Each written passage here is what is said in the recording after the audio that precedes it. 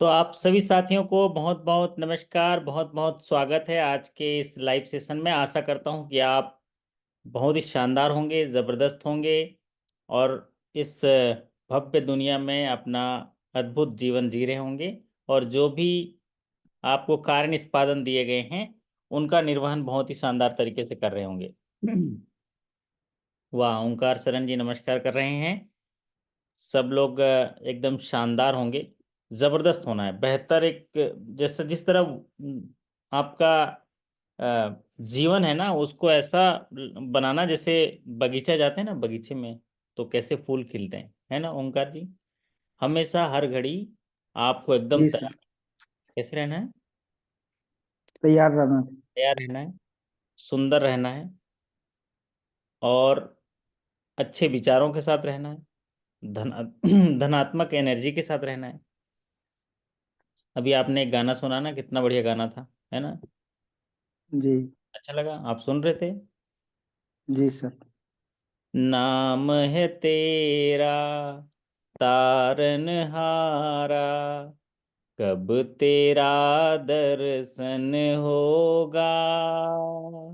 जिनकी प्रतिमा इतनी सुंदर, वो कितना सुंदर होगा, वो कितना सुंदर होगा।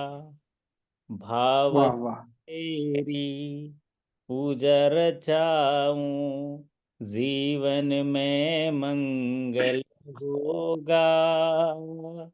जिनकी प्रतिमा इतनी सुंदर, वो कितना सुंदर होगा, वो कितना सुंदर होगा। वाह, कैसे लगा आपको। बहुत बढ़िया सर। यही ना बात। तो हमेशा हमें बहुत ही एक सुंदर जीवन के प्रति जो हमारा भाव है ना, हमेशा इसी तरह रहना है। और भगवान ने हमको इसलिए भेजा है। और तो और सबसे बड़ी चीज ये है कि हमें तो एक अद्भुत जीवन दिया है जिसमें हम लोगों का मदद करने के लिए एक हमारे पास प्लेटफॉर्म है। और उसके माध्यम से हम उन लोगों को खुश कर सकते हैं। उनके जीवन में अगर कोई तकलीफ है तो उसको दूर कर सकते हैं। किसी को रहने के लिए घर दे सकते हैं, गाड़ी दे सकते हैं, अच्छा जीवन दे सकते हैं, एक माध्यम बन सकते हैं। और इसके लिए करना होगा, आपको भाव पैदा करना पड़ेगा, ज्ञान रखना पड़ेगा और सही क्या है गलत क्या है ये जानना पड़ेगा। सीख रहे हैं ना ओंकार जी, सीख रहे हैं, अच्छा लग रहा है। जी सर। जी सर, बहुत अच्छा। हर दिन एक नया दिन होता है। तो हर दिन से अगर कुछ सीखने मिले तो अपने जीवन में श्रृंगार करते चलिए और आगे बढ़ते चलिए। आज के सेशन में हम रिकॉल क्वेश्चन चर्चा करेंगे। और यकीन मानिए, इतनी देर रात आप लोग जगे हैं, इसका मतलब ये है कि आप अपने जीवन और चरित्र निर्माण के काम में लगे हैं।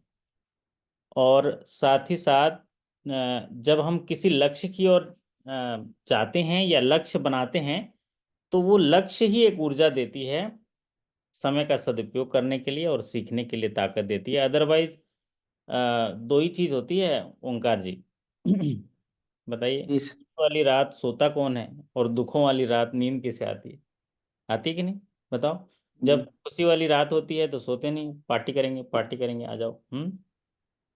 और जी। दुखों वाली रात नींद नहीं आती। अब इन दोनों परिस्थितियों में जीना सीखना है। इन दोनों परिस्थितियों में खुशी वाले दिन भी कैसे बिहेव करना है और दुखों वाले समय में कैसे बिहेव करना है, दोनों समय में सीखना है।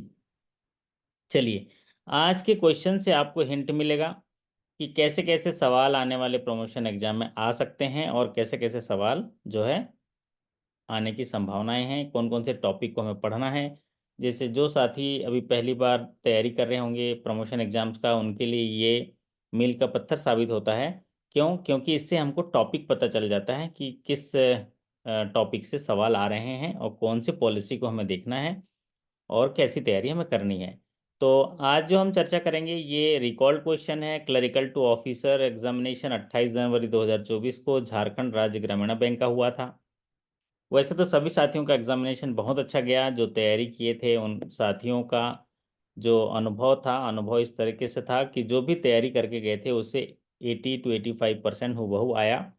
10-15% का सवाल जो है नए आ जाते हैं, और जो रिकॉल क्वेश्चन के माध्यम से आपको पता चलेगा। तो पहला सवाल मैं स्क्रीन पर लेता हूं। आपके स्क्रीन पर पहला सवाल है, ये देखिए। श्वेता जी सवाल पढ़िए जरा, आपके हिसाब से है सवाल। श्वेता जी हैं, चले गए? हेलो। अच्छा। हाँ श्वेता जी देखिए, सवाल कितना अच्छा है, पढ़िए। जी sir. If complaint received through new iOS ombudsman scheme, the RE should be submit the reply within which dash days. हम्म अगर कोई कंप्लेंट बैंक को, रेगुलेटेड एंटिटीज है, जैसे फाइनेंशियल इंस्टीट्यूशन को रेगुलेटेड एंटिटीज कहा गया है ये न्यू इंटीग्रेटेड ओम्बुड्समैन स्कीम में। तो अगर कोई रेगुलेटेड एंटिटीज को ये कंप्लेंट मिलता है, तो उस कंप्लेंट का जवाब जो है कितने दिनों में सबमिट करना है? कोई साथी जरा कमेंट बॉक्स में बताइए। हाँ जी, पवन जी, ओंकार जी, लोकेश जी। हाँ श्वेता जी, आपके हिसाब से क्या होना चाहिए इसका जवाब? कितने दिनों में देना है? नए जो इंटीग्रेटेड ओम्बुड्समैन स्कीम है उसके आधार, उसमें क्या बताया गया है? पवन जी Ombudsman 25 दिन। पवन जी कोई बोल रहे 25 दिन भी, अरे वाह, बढ़िया है। कोई 15 दिन। लोकेश जी बोल रहे हैं 30 दिन। आइडिया नहीं है। आइडिया नहीं है ना? चलिए। 21 दिन है शायद सर, मे बी। 21 दिन, अच्छा, ओके। तो हमारे मैक्सिमम जो बहुमत आ रहा है ना, नेहा कुमारी जी, पवन जी, सब 15-15 दिन बता रहे हैं, तो बहुमत में तो सरकार ही बनेगा ना। तो ज़्यादा है भले, तो इनका ही सरकार बनेगा। ये 15 डेज है। दरअसल न्यू इंटीग्रेटेड जो ओम्बुड्समैन स्कीम 2021 नवंबर में लॉन्च किया, इसमें इन्होंने ये कहा कि त्वरित रिप्लाई होना चाहिए। कितना होना चाहिए श्वेता जी? त्वरित रिप्लाई होना चाहिए। अब ज़्यादा समय हम नहीं देंगे। क्यों? क्योंकि जी सर। बैंक, हाँ क्योंकि बताइए श्वेता जी, बैंक को ऑलरेडी उसने 30 दिन का समय दे दिया ना। ओम्बुड्समैन में कब जा सकता है कोई हाँ हाँ। कस्टमर, बताओ? 30 days के बाद, yes sir, yes sir. 30 days के बाद मतलब कैसे? उसको थोड़ा समझाइए। अगर इंटरव्यू में आपको पूछ लेगा कि ओम्बुड्समैन के बारे में थोड़ा बताइए, शिकायत को सर वो कब? 8 दिन का मतलब कुछ ब्रांच लेवल पे होता है। हाँ। फिर उसके बाद 10 दिन का आरओ लेवल पे। हम्म, बाकी का 15 दिन वहाँ एचओ में हो जाता है। उसके हाँ। बाद वो एम्बर्ट्समेंट जा सकता है। नहीं, ये तो आपके बैंक का इंटरनल ग्रीवेंसेस रेडिशल पॉलिसी है, जिसमें आप ग्राहकों को कम से कम दिनों में जो है रिप्लाई दे देने के लिए आपका पॉलिसी बनाया है, और आप अपने जो ऑफिसर या स्टाफ्स को आप उसको बताते हैं कि इतने दिनों में पालन करिए और जवाब दीजिए। नहीं, लेकिन पॉलिसी के हिसाब से पूछ रहा हूँ। कोई और जी साथी सर। बता पाएंगे? जी ओंकार जी, आपको ये सवाल पूछेंगे तो क्या जवाब देंगे इंटरव्यू में कि ओम्बुड्समैन में कब जा सकता है, बताइए कोई ग्राहक? तो हमारे साथियों को भी मदद हो जाएगी। कहाँ गए ओंकार जी, चले गए? नहीं नहीं है सर। हैं, अरे वाह, आपका रहना जरूरी है ना? देखो। जी, न्यू इंटीग्रेटेड ओम्बड्समैन स्कीम है सर। पहले दो दो ओम्बड्समैन स्कीम थे, दोनों को मिला करके नया बनाया गया सर। डिटेल में अभी सर इतना अभी प्रैक्टिस ठीक है, नहीं कर पाया सर। कोई बात नहीं, थोड़ा एक बार देख लीजिएगा मेरा वीडियो, 2 बार देख लीजिएगा तो जी आपको आइडिया हो जाएगा। बट जी मैं जी। सवाल पूछ रहा हूँ ओम्बुड्समैन में कब जा सकता है, तो आप बोलिएगा। फिर 1 महीने तक अगर उसका सॉल्यूशन नहीं हो पाएगा तो हम्म। मेरा फोन ऑफ हो क्या बताइए। हम्म। सर सेटिस्फैक्ट्री रिप्लाई अगर बैंक से ना मिले तो हम्म। 30 दिन के अंदर जा सकता है। ओके। देखिए, हमारे साथी ने कुछ हद तक सही बताया, लेकिन आप इसको बोलिएगा महोदय, ग्राहकों को बैंक में अगर कोई उनके इश्यूज हैं, उनको त्वरित निपटारा करने के लिए बैंक की एक ग्रीवेंसेस पॉलिसी है। ग्राहक का एक अधिकार है कि उस वो कोई भी अपने इशू हो या कोई भी शिकायत है उसको बैंक को दे सकता है, और बैंक की ड्यूटी है कि ग्राहक के शिकायत को निवारण करना बैंक की एक एम्पायर्ड ड्यूटी है, एक ड्यूटी है। और ग्राहक का अधिकार है, बैंक का दायित्व है। जब कोई शिकायत बैंक में प्राप्त होती है और शिकायत का जवाब या शिकायत के समाधान से ग्राहक संतुष्ट नहीं होता है, तो ग्राहक के शिकायत मिलने के 30 दिनों के अंदर जो है, बैंक के पास 30 दिन का समय होता है ग्राहक को जवाब देने के लिए।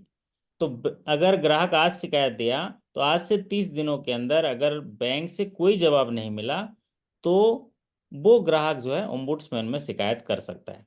आज शिकायत मिली शाखा में श्वेता जी को, तो आज से 30 दिन का समय है बैंक को उस ग्राहक को जवाब देने के लिए, समाधान करने के लिए। अगर 30 दिनों के अंदर समाधान हो गया, ग्राहक संतुष्ट हो गया, तो कोई बात नहीं। लेकिन अब हमारे श्वेता जी बहुत तेज हैं, वो तो आज शिकायत मिली तो कल जवाब दे देंगे। वाह, हमारा कस्टमर है, कैसे शिकायत करेगा, चाय पिलाएंगे और जवाब का बना के दे देंगे। जवाब बना के दे दिए कल, आज शिकायत दिया, कल जवाब दिए, लेकिन जवाब से संतुष्ट नहीं हुआ, जवाब से संतुष्ट नहीं हुआ, तो वो शिकायत कर सकता है कहाँ? ओम्बुड्समैन में। मतलब जवाब उसको मिल गया, संतुष्ट नहीं हुआ तो ओम्बुड्समैन जा सकता है। तो ओम्बुड्समैन में जाने के लिए अगर आपसे पूछा जाए तो ग्राहक जब भी शिकायत करता है, अगर उसको जवाब 30 दिनों के अंदर नहीं प्राप्त होता है तो वो ओम्बुड्समैन में शिकायत कर सकता है। ओम्बुड्समैन में जाने के लिए उसको 1 साल का समय मिलता है। अगर बैंक से जवाब नहीं मिलता है तो उनको 13 महीने का समय मिलता है, और अगर बैंक से जवाब मिल जाता है तो जवाब मिलने से 12 महीने के अंदर ओम्बुड्समैन में शिकायत कर सकता है, अगर वो जवाब से संतुष्ट नहीं है तो। ये होगा आपका सही उत्तर। नए ओम्बुड्समैन में क्या कहा गया है? जब ऑलरेडी 30 दिन का समय बैंक को दे दिया गया है, तो जब भी ओम्बुड्समैन में शिकायत आई तो उसका त्वरित निपटारा होना चाहिए। इसीलिए रेगुलेटेड एंटिटीज को ये डायरेक्शन दिए गए हैं कि शिकायत मिलने के बाद जो वेबसाइट है, उसका पोर्टल है आरबीआई का सीएमएस पोर्टल, उसमें 15 दिनों के अंदर एक रिप्लाई सबमिट होना चाहिए। रिप्लाई सबमिट 15 दिनों में नहीं हुआ तो 13(1) इशू होता है। 13(1) इशू होगा। अगर आपने 15 दिनों के अंदर जवाब नहीं दिया तो आप वो एक्स पार्टी अवार्ड दे सकते हैं।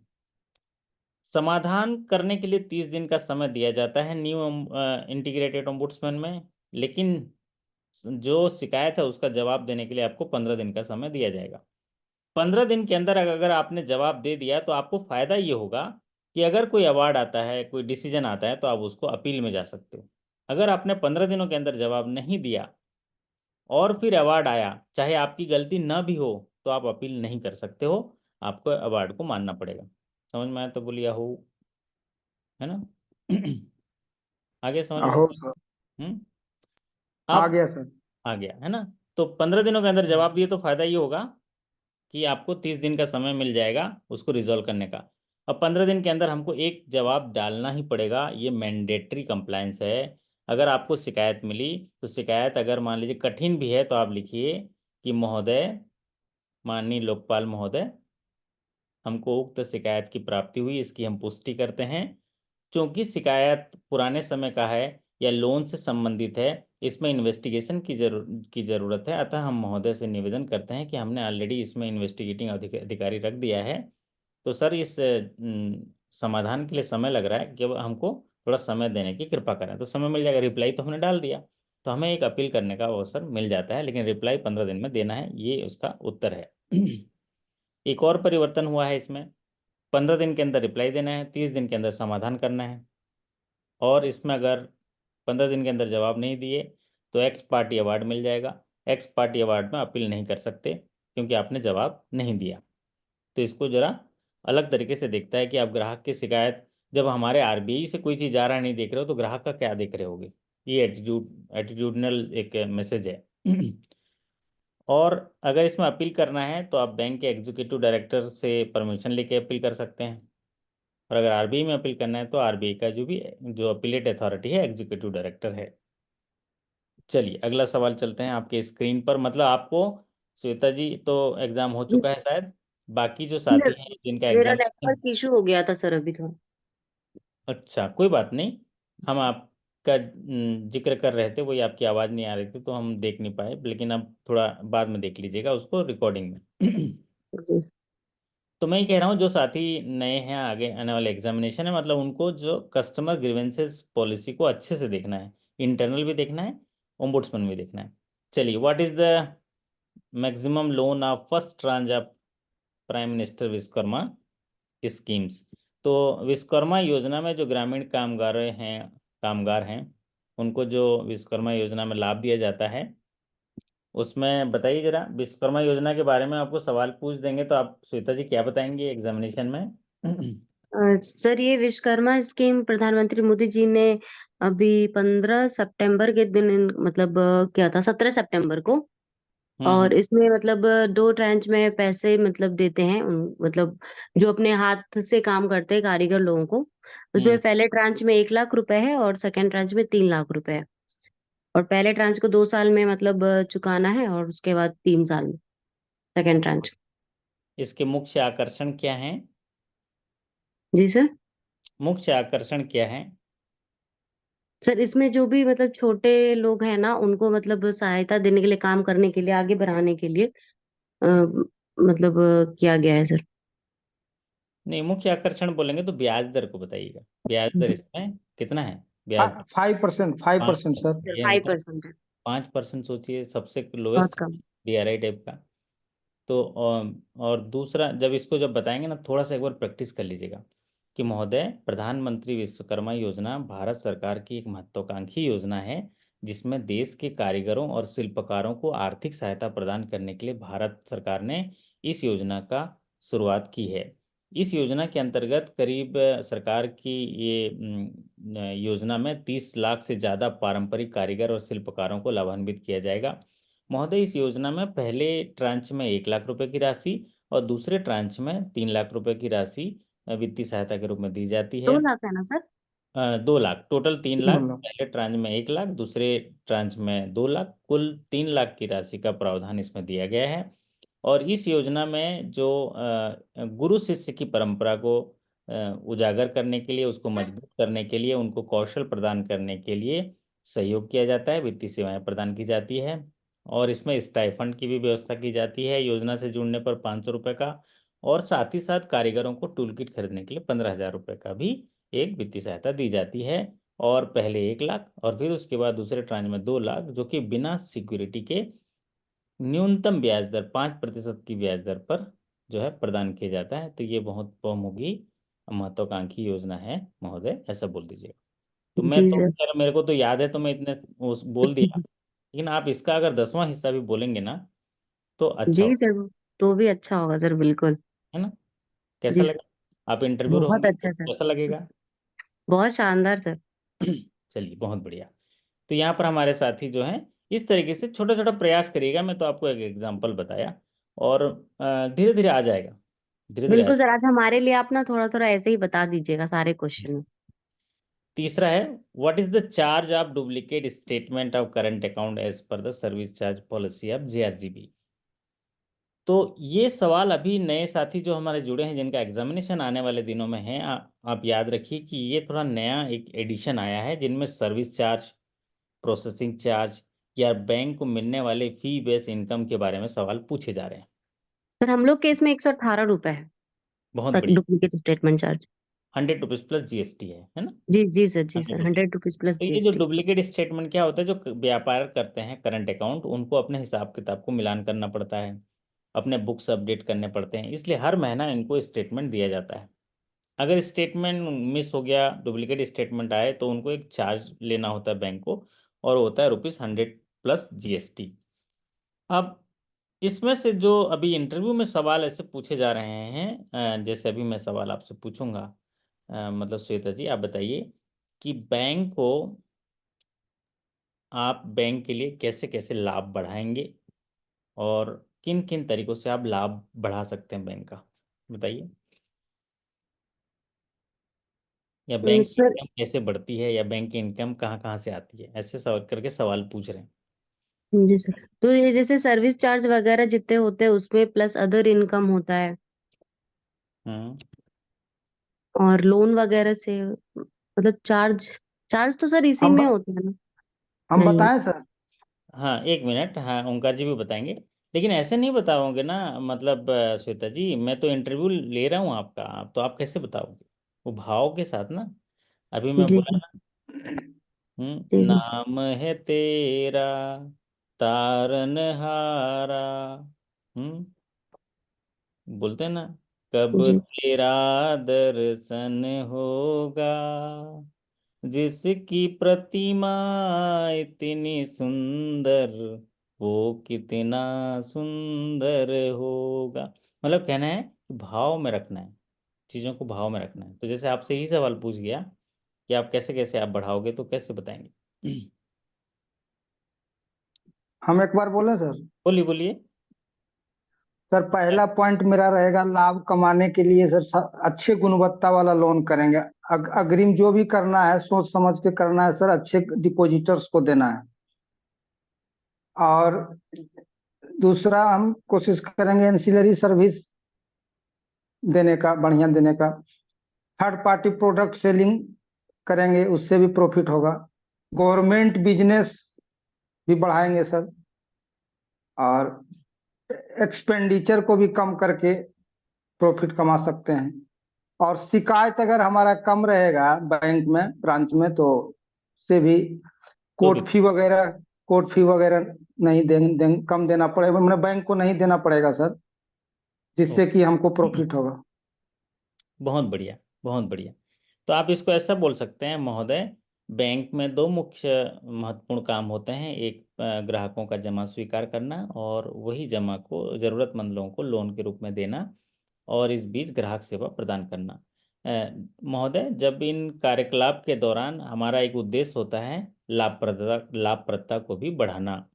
तो लाभप्रदता को बढ़ाने के मुख्य जो स्रोत हैं, सबसे महत्वपूर्ण मेरे दृष्टिकोण में है, वो है महोदय ऋण या अग्रिम से आने वाले ब्याज के जो राशि है, वो महत्वपूर्ण भाग है लाभप्रदता के लिए बैंक के दृष्टिकोण से।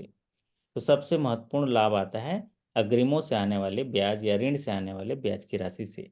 उसके अलावा महोदय, ग्राहक सेवा से जुड़े और विभिन्न कार्य हैं जिनमें प्रासंगिक सेवा प्रभार लिए जाते हैं, जिनमें फी बेस इनकम होता है। जैसे कि हम उनको अनुषंगी सेवाएं देते हैं, बीमा, थर्ड पार्टी बिजनेस करते हैं जिनमें हमको कमीशन मिलता है।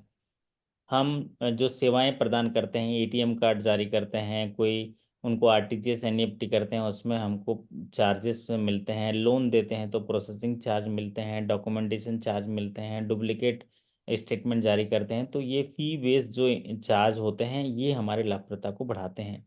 तो महोदय, बैंक में दिए जाने वाले जो भी सेवाएं हैं, उन सेवाओं से ग्राहकों के द्वारा हमको फी लिया जाता है, और वो फी जो है हमारे इनकम को बढ़ाते हैं। और आजकल जो दूसरा महत्वपूर्ण हमारा आय का साधन हो गया है, वो थर्ड पार्टी प्रोडक्ट जो सेल करते हैं उसमें आता है, जिसमें कि इंश्योरेंस की पॉलिसीज हैं, म्यूचुअल फंड हैं।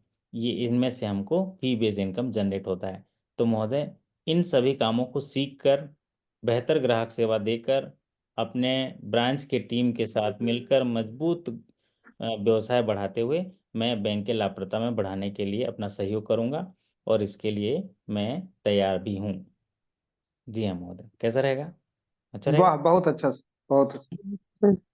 सर इसमें एक मैं और चीज ऐड करना चाहूंगा सर, अगर हम गलत होंगे तो आप करेक्ट करिएगा। जी, सर इसमें जो लो कॉस्ट डिपॉजिट भी ऐड कर सकते हैं क्या सर, प्रॉफिट के लिए? कर सकते हैं, अच्छा सुझाव है आपका। क्योंकि खासा खासा। कासा कासा जब बढ़ता है तो हमारा खर्चा कम होता है। तो एक जी पॉइंट सर। जो मेरे से छूट गया था, उसको हमारे एक साथी ने पूरा कर दिया, कि जब आप लो कॉस्ट डिपॉजिट बढ़ाते हैं तो आपका खर्चा कम होता है। तो मैं वो छूट गया मेरे से, क्योंकि एक पार्ट ये रहता है कि सर मैं खर्चा कम करके भी मैं लाभप्रदता को बढ़ाऊंगा। तो वो सवाल पूछते हैं, खर्चा कैसे कम करोगे? तो पहला खर्चा, जो बड़ा खर्चा मैं कम करूंगा सर, कासा के डिपॉजिट में वृद्धि करके करूंगा। फिर जो दूसरा खर्चा बंद करूंगा सर, मैं अपने जितने भी जो शाखा में रहने वाले काम करने हैं, उनको मैं प्रेरित करूंगा कि जिसका उपयोग नहीं है उसकी इलेक्ट्रिसिटी बंद कर दें, या जितनी ज़रूरत है उतनी चलाएं।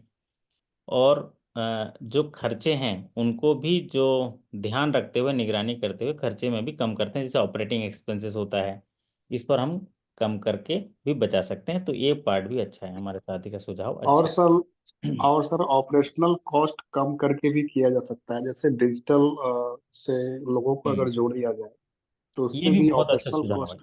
ये वैल्यू एड कर देगा आपको, ये बहुत जी अच्छा सर। वैल्यू एडिशन कर देगा।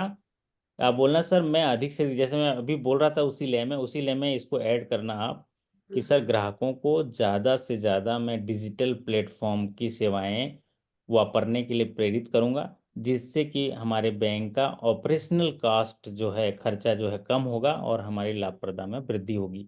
ये बहुत बढ़िया सुझाव है, आप चाहो तो इसको लिख लो, हमारे साथी ने याद दिला दिया है ना। जब आप जी डायरी में लिखते हैं ना, तो ऐसे बहुत सारी चीज़ें लिखते हैं तो सब चीज़ें नहीं बोल पाओगे, लेकिन कुछ सॉलिड चीज़ें जैसे लोन से ब्याज, अनुषंगी सेवाओं से ब्याज, सेवा प्रभार से जो अपने को इनकम हो रहा है, और प्लस जो हमारे साथी ने कहा लो कॉस्ट डिपॉजिट बढ़ाने से खर्चा कम होगा। डिजिटल प्लेटफॉर्म पे आने के बाद जो है आपका खर्चा बहुत ही कम होता है। अगर कोई ग्राहक शाखा में आके पैसा निकालता है तो कितना रुपये खर्च होता है आप बताइए। आपका ऑपरेशनल कॉस्ट कितना होता है? 60 रुपये होता है।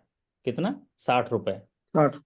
और अगर वही जो है वो नेट बैंकिंग से ऑपरेट करेगा, तो नेट बैंकिंग से ऑपरेट करेगा तो 9 रुपये खर्चा आता है। अगर वो यूपीआई से और अगर दूसरे माध्यम से करता है तो 2 रुपये 3 रुपये खर्चा होता है। तो कितना गुना कम कर दिया ऑपरेटिंग कॉस्ट। और आजकल तो जी यूपीआई सर। सबसे कम खर्चा वाला है। ठीक है, तो ये अच्छा सुझाव हमारे साथी ने दिया है। ऐसे आप सुझाव जो है रखेंगे तो आपको अच्छा रहेगा। ठीक है। सर एक क्वेश्चन है। जी सर। हाँ जी, सर जैसे इंटरव्यू में हम लोग बाइलिंगुअल मतलब बोल सकते हैं क्या, मतलब जैसे इंग्लिश हाँ हिंदी थोड़ा मिक्स करके? बोल सकते बोल सकते हैं। जी। इंग्लिश में भी बोल सकते हैं, हिंदी में भी बाइलिंगुअल बोल सकते हैं। जैसे कि अभी हम यूज़ कर रहे हैं इंसिडेंशियल चार्जेस के माध्यम से, है ना, प्रोसेसिंग चार्ज के माध्यम से। तो प्रोसेसिंग चार्ज हम लोग जो है इंग्लिश में बोल रहे हैं, तो बोल सकते हैं, ये एक्सेप्टेबल है ना। और ये सही है। अगर आप शुद्ध हिंदी में बोल पा रहे हैं तो ठीक बात है, अगर नहीं बोल पा रहे हैं तो मिक्स में ही बोलना पड़ेगा। लेकिन उनको ये ना लगे कि जोड़ रहे हैं। तो आप बोलिएगा कि सर लोन्स एंड एडवांसेस जो देते हैं उनमें जो ब्याज आता है वो बड़ी लाभप्रदता है। फिर उसके बाद प्रोसेसिंग चार्जेस, कमीशन, और थर्ड पार्टी जो इंश्योरेंस या सेलिंग करते हैं उससे जो ब्याज, जो फी बेस्ड इनकम आता है उससे हमारा फ़ायदा है।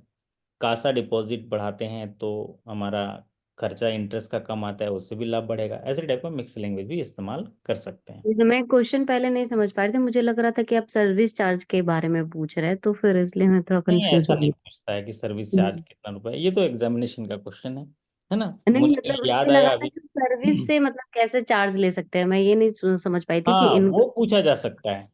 सर्विस जी। चार्ज मतलब, सर्विस का मतलब है कोई भी ग्राहक को अगर आप सेवाएं विस्तारित करते हैं। एक तो हम उत्पाद विस्तारित करते हैं, दूसरा सेवाएं विस्तारित करते हैं।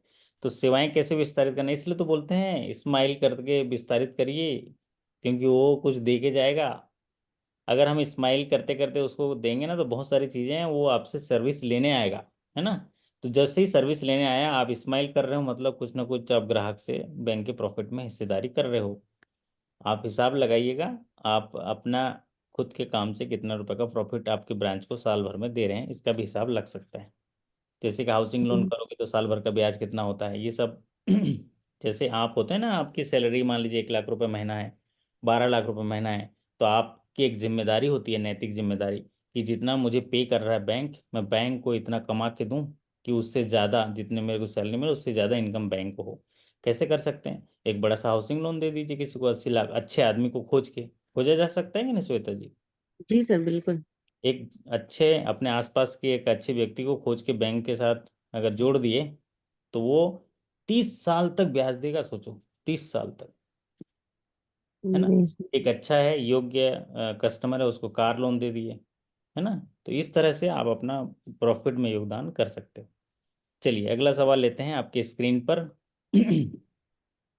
वाह क्या सवाल है ये, पढ़िए श्वेता जी क्या लिखा है, देखिए। If the sanction limit of a firm is Rs 5 lakh and stock is Rs 6 lakhs and margin is 25%, then calculate the drawing power. हाँ समझाइए। कि अगर किसी का जो सैंक्शन लिमिट है वो हम्म 5 लाख रुपए है और उसमें स्टॉक 6 लाख रुपए का है, मार्जिन 25% है, तो ड्राइंग पावर क्या होगा? कोई व्यवसायी है जो स्टॉक में बिजनेस करता है, मतलब स्टॉक खरीदता है, स्टॉक बेचता है, स्टॉक खरीदता है, स्टॉक बेचता है। तो ऐसे लोगों को वर्किंग कैपिटल की जरूरत होती है। कार्यशील पूंजी खरीदने बेचने के लिए एक वर्किंग कैपिटल की जरूरत पड़ती है। तो इसीलिए हम ऐसे फर्म्स को उनके टर्नओवर के आधार पर वर्किंग कैपिटल देते हैं, जिनको 5 लाख का वर्किंग कैपिटल सैंक्शन लिमिट दिया गया, 5 लाख। अब वो स्टॉक जो 5 लाख दिया जाता है वो स्टॉक के अगेंस्ट दिया जाता है, स्टॉक में मार्जिन मेंटेन करना होता है। जैसे कार खरीदता है तो हम बोलते हैं ना 10% मार्जिन दो, 90% लोन देंगे, ठीक उसी तरह स्टॉक में हम बोलते हैं 25% आपका पैसा लगना चाहिए और 75% हम बैंक का। तो यहाँ पर तो हमारे सभी साथी कैलकुलेशन कर लिए।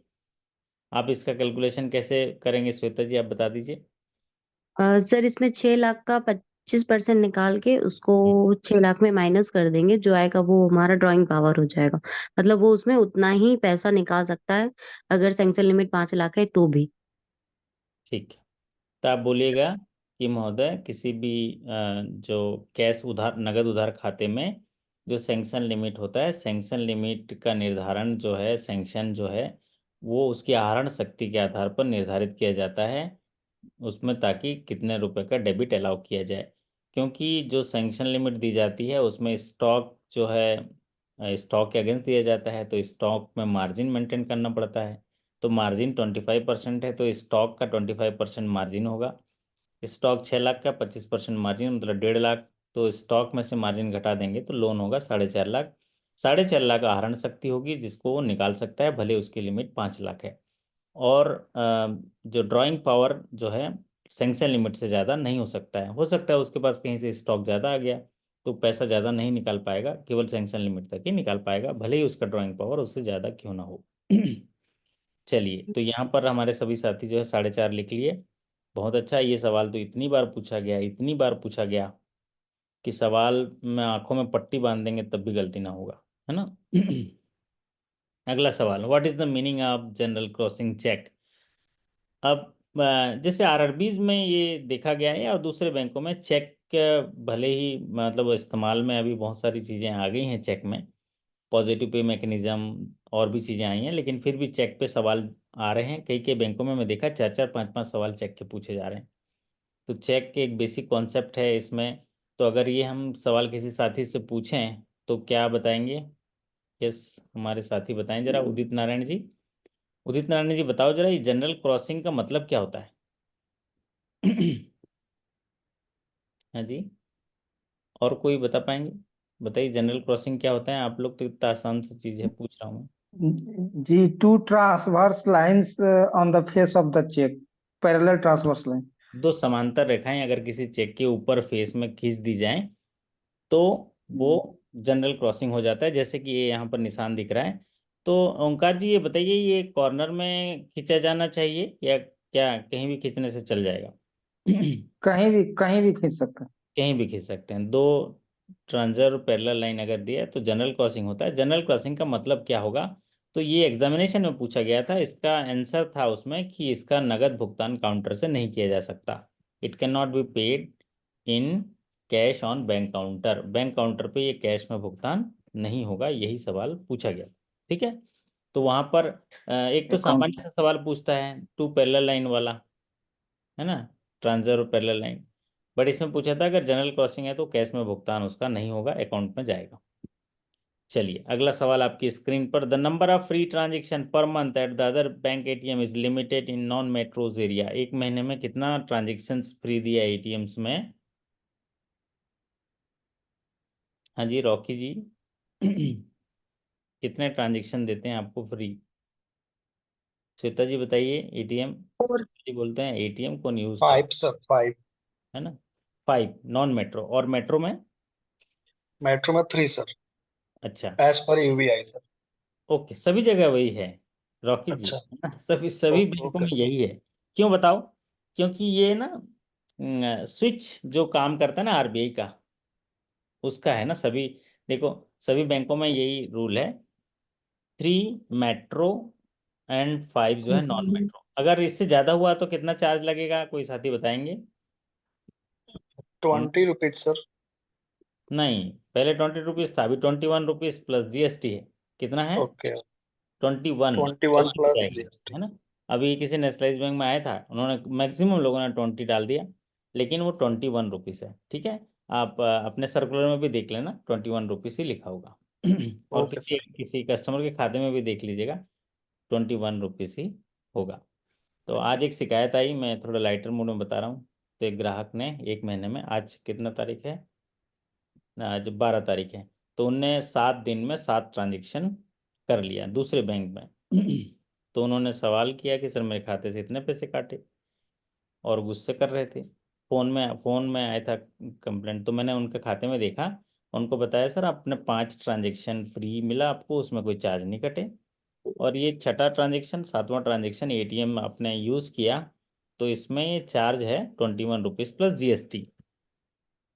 तो फिर फोन तो उन्होंने काट दिया, उस समय गुस्से थे, है ना श्वेता जी। बाद में उनका जी। फोन आया, उन्होंने बोला सर मैं आपकी बातों से प्रभावित हुआ और मैं फिर तसल्ली किया, ये चार्जेस इतना है, लेकिन मैं कहानी बताना चाहता हूँ। बोले कि एक लकड़ी काटने वाला है, उसके पास कुल्हाड़ी था, वो आया मेरे पास और बोला साहब कि दर्द क्या होता है, दर्द क्या होता है। तो मैंने कहा कि तू पैर पे मार के देख ले दर्द हो जाएगा तो उसने कुल्हाड़ी मार दी अपने उस पे, अब दर्द का एहसास हुआ तो ठीक। बोला कि सर मैं जानता था कि 5 ट्रांजेक्शन के बाद लगेगा, फिर भी मैंने कुल्हाड़ी दे मारी, वो भी 2-2 बार दे मारी। बोले अब दर्द का एहसास हो रहा है बोले तो यही बताने के लिए फोन किया। बोले ऐसा ऐसा ग्राहक है ना। तो ऐसे कस्टमर ने बोला था सर आपको? कस्टमर ने, ऐसे ही अच्छा। कस्टमर ने बोला था, जो मैंने बताया वैसे ही अच्छा। किसी दिन वो कस्टमर को नहीं तो लाऊंगा। अब तो इतनी उनकी शिकायत दूर हो गई तो वो अब फोन करने लगे हैं दूसरी दूसरी चीजों से, है ना तो फ्री हम्म। ट्रांजैक्शन जो है एटीएम में 5 है, नॉन मेट्रो में और 3 है, और अगर उसके चार्जेस हैं तो होंगे कितना 21 plus GST. Complaint should be resolved within how many days as per JRGB policy.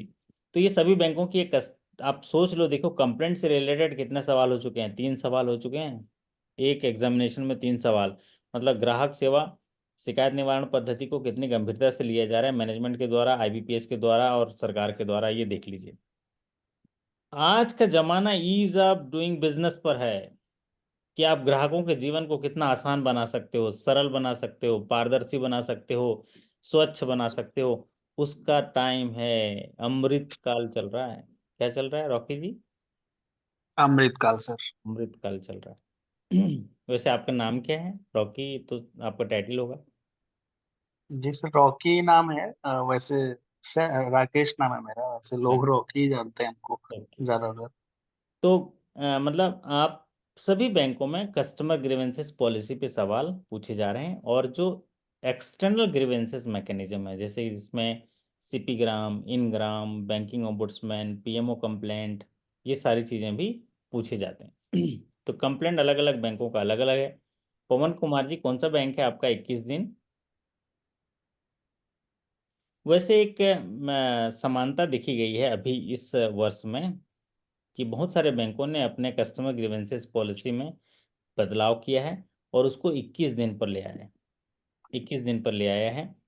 7 दिन जो लिमिटेड लाइबिलिटी पॉलिसी के हिसाब से, 7 दिन जो है, मतलब इसके पीछे का मैं आपको उद्देश्य बता रहा हूँ क्योंकि पॉलिसी वगैरह भी थोड़ा देखते रहते हैं ना।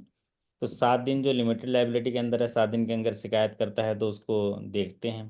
फिर 7 दिन जो है दूसरे बैंक का है तो उसको समय देते हैं चार्जबैक रेज होने के लिए, 7 दिन अपने बैंक के लिए। तो ये सबको देखते हुए 21 दिनों का एक समय दिया गया। हालांकि ये अलग अलग बैंकों का पॉलिसी अलग अलग है, आपको देखना होगा, कई बैंकों में अलग अलग भी है तो 21 डेज में ग्राहक का अगर शिकायत मिलता है तो रिजॉल्व हो जाना चाहिए एज पर इंटरनल पॉलिसी।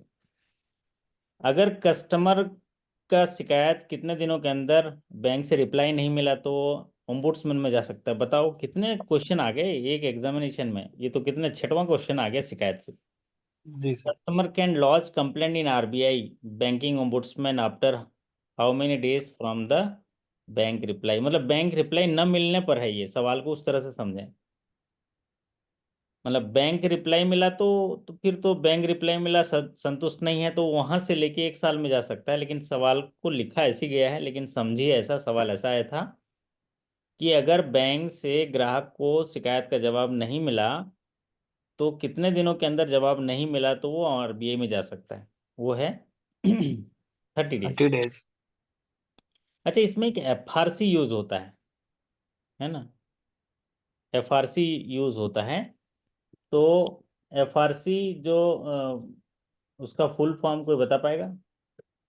जो ये न्यू इंटीग्रेटेड ओम्बुड्समैन में है एफआरसी यूज होता है उसको फर्स्ट रिसॉर्ट क्लोजर बोलते हैं। क्या बोलते हैं? फर्स्ट रिसॉर्ट क्लोजर बोलते हैं, क्योंकि प्रथम दृष्टिया जो है वो उस कंप्लेंट को आरबीआई बंद कर देती है क्यों? क्योंकि ग्राहक ने बैंक को 30 दिनों का समय नहीं दिया होता है।